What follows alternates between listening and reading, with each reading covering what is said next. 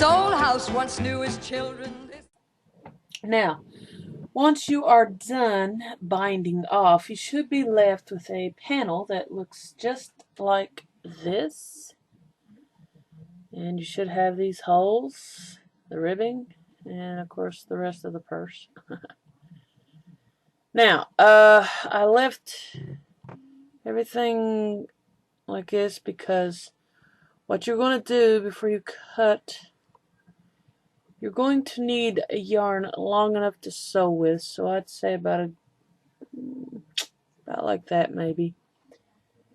And we're going to take our little scissors and we are going to cut it off. And then you're going to take, what I like doing is take the end of the yarn, put it through the loop, and just pull it all the way through, kind of like tying it off. So that way you know it'll never come loose. Too easy anyway. Now, you're going to need 2 of these, so what you want to do is go back through the lessons again and make 2 of these panels. And then what you're going to do is take one of the panels and have the purl side facing you, like so. And you're going to sort of sew them backwards and then turn them inside out, you know. But here's how you do it.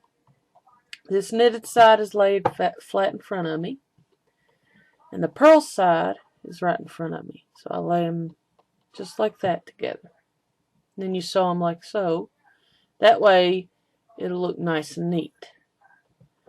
And if you want to make sure to get it exactly right, try taking these holes that you see here and try lining them up even. Because if you do that, it'll make it so nice and even. And all you're going to do is sew the side, the bottom, and the other side. And leave this open, of course. You're going to need a sewing needle about like that, with a nice big head on it. And let's go ahead and thread our needle here. If I can get the yarn. I might have cut it too long, but I want to make sure I sew this up good. Now, once you get the holes wound up perfect like that, sometimes I stick my finger through the holes so that way it'll be like 100% positive that they're lined up. And all you do is you start sewing from this corner here and just sew all the way down and make sure you get this nice and neat, because you want it to look like a really nice purse. And just, you know, keep in mind to keep the holes really good and across from each other, because if you do that, it will definitely look nice and neat.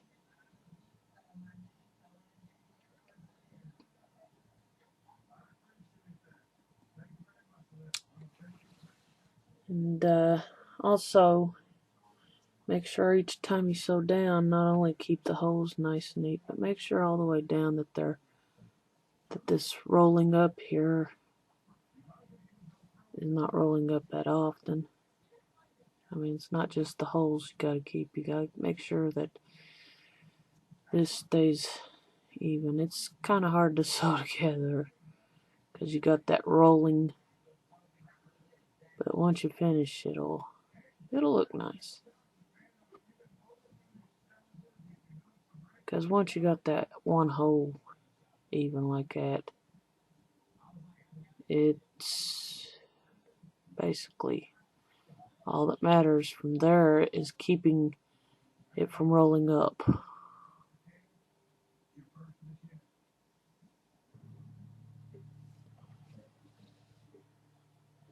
And that's all it is just sewing it together.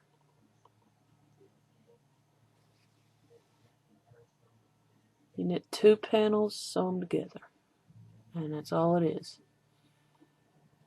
And like I said, these make a nice purse. And the instructions go either way, whether you're making a big purse or if you're making a small one like what I'm doing. The only difference is you cast on more stitches with the big purse and lesser stitches with the small one. And you're doing more rows with the big one too.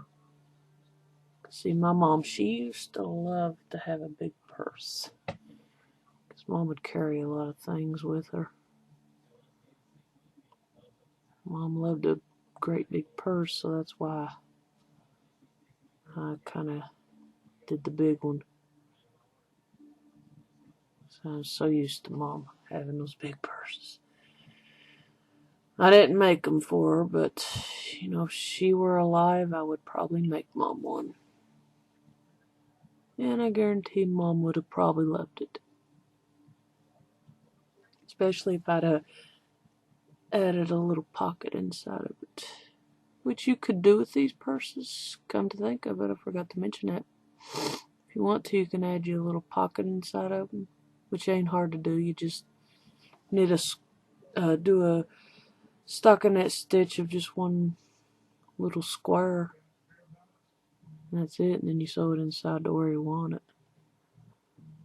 So like if you were to make the big purse, you would cast on about, I'd say a good 25 stitches. Just cast on 25.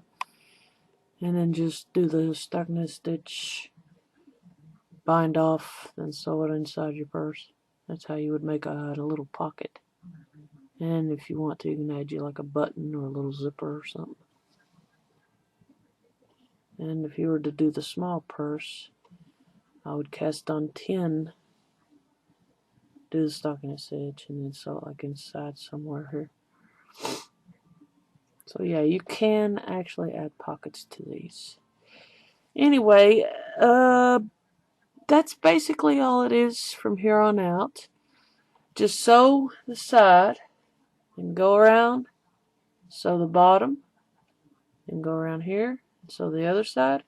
And then when you get right to the next corner here, sew to the corner, tie it off, and I will show you how to hide your yarn. Just when I get to this corner, I will get back to you. Okay, now that we've come to the other side of the corner here, we are going to tie off the tail. And the best way to do that is I like going to where I just, sew. Or you can do it anywhere you can find a good stitch and just kind of pull and make a loop. Put the needle through the loop, pull it up, and tie it. Do it about 2 times just to make certain that this doesn't come loose. And I want to do it 2 times mainly because this is being made from my little girl in there, and she would probably tear it. Or then again, I don't know. And the best way to hide your tails is to go like along the side here of where you just now sewn. And like I said, I sewed it up. It probably don't look nice and neat, but when you turn it inside out, it's going to look great. And just kind of get underneath the places where you sewn, like that, and just pull the yarn through.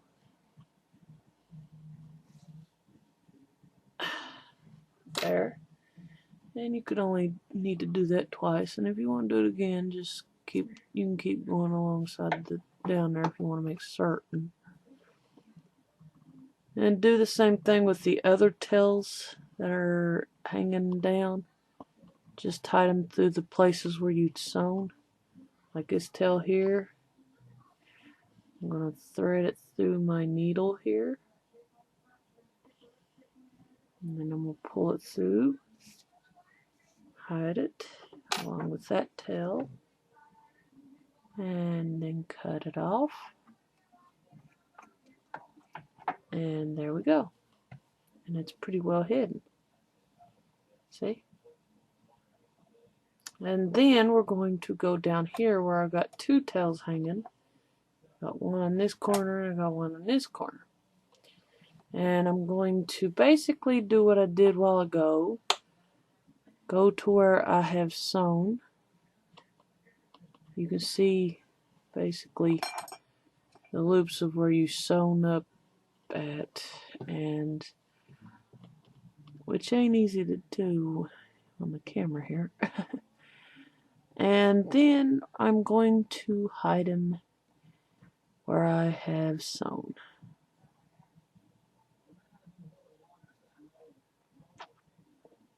And that's all you do with your little tails here, because nobody wants little tails hanging down on their purses. And just hide them pretty good.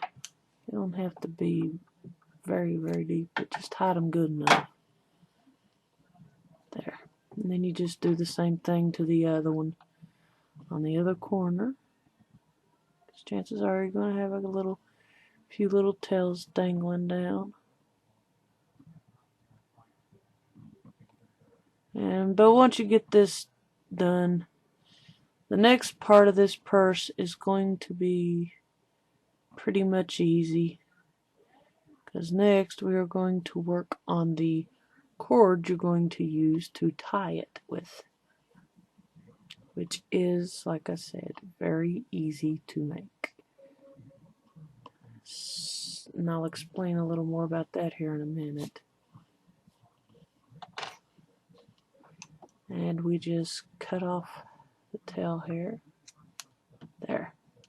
Now, once you've sewn it and hidden all of your tails, you take your purse and you just kind of turn it inside out to where you see the knit side. And there you go. There's a nice little purse. And you want these corners to kind of pop out a little bit, so make sure you get them good. And there's your purse. Now, on the next video of making this, we are going to work on the cable you're going to use to tie it off with.